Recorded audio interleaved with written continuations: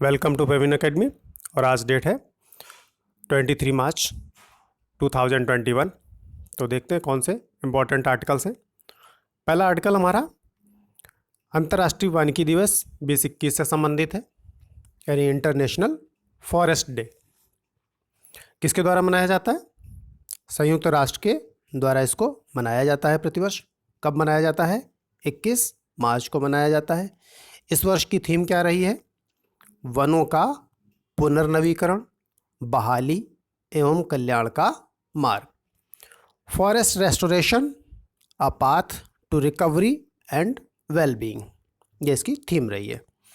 इसका उद्देश्य क्या है?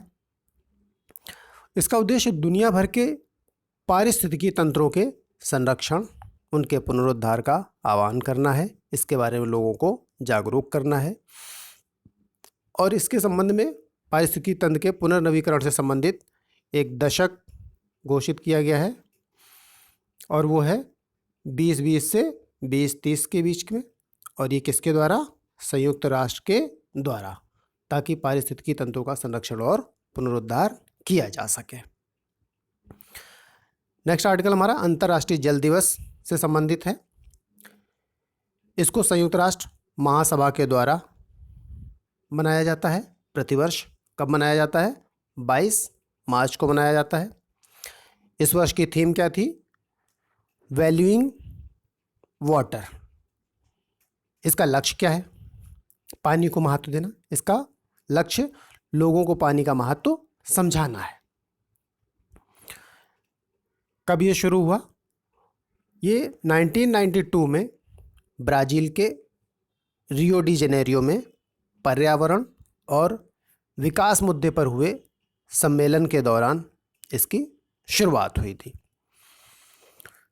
तो विश्व जल दिवस 1992 से तब से मनाया जा रहा है।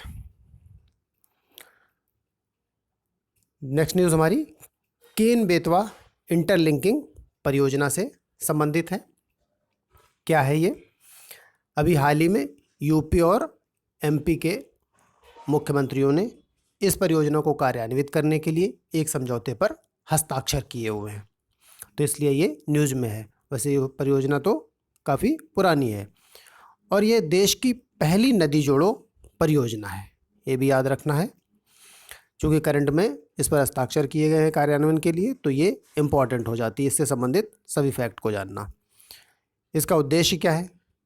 एमपी में केन नदी से जो सरप्लस वाटर है उसको यूपी की बेतवा नदी में स्थानांतरित करना है, जिससे जो सूखा प्रभावित क्षेत्र है हमारा बुंदेलखंड का, इसको पानी उपलब्ध कराया जा सकेगा।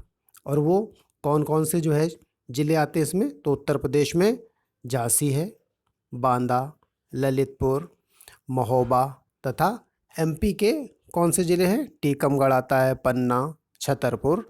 इन ज़िलों को इससे सिंचित किया जाएगा। थोड़ा सा केन और बेतवा नदियों के उद्गम के बारे में बात करते हैं। तो इसका उद्गम कहाँ पे होता है? एमपी में होता है और ये यमुना की सहायक नदियाँ हैं। केन बेतवा एमपी में उद्गमित होती हैं और यमुना की सहायक है। केन नदी यूपी के बांदा में और बेतवा हमीरपुर में यमुना नदी में मिलती हैं। तो इस तरीके से क्वेश्चन पूछा जाता है कि नदी कहाँ पे मिलती है? तो केन नदी यूपी में बांदा में मिलती है और बेतवा नदी हमीरपुर में यमुना में मिलती है। तो कौन नदी कहाँ पे मिलती है? कई बार ऐसे क्वेश्चन भी पूछा जाता है, इसलिए इम्पॉर्टेंट है। इसके अलावा इस पर स्थित बांधों की बात करें तो राजघाट बांध, परीक्षा बांध और माता टीला बांध, ये तीनों बेतवा नदी पर स्थित हैं। इसके अलावा एक बाघ अभयारण्य भी है, पन्ना बाघ अभयारण्य। इससे होकर केन नदी गुजरती है। चलते हैं नेक्स्ट आर्टिकल की तरफ। नेक्स्ट आर्टिकल हमारा विट्सन रीफ से संबंधित है। अभी ये क्यों न्यूज़ में है?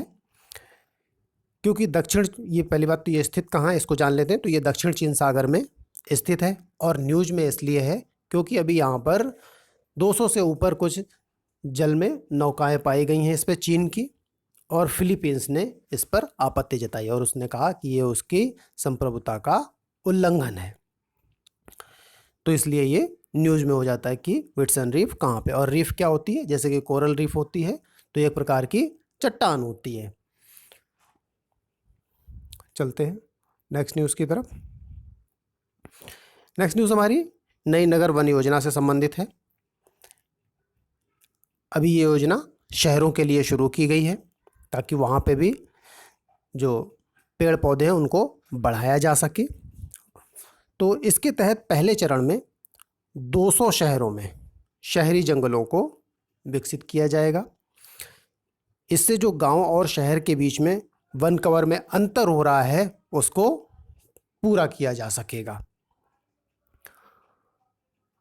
नेक्स्ट न्यूज़ हमारी राष्ट्रीय कृषि खाद्य जैव प्रौद्योगिकी संस्थान इससे संबंधित है।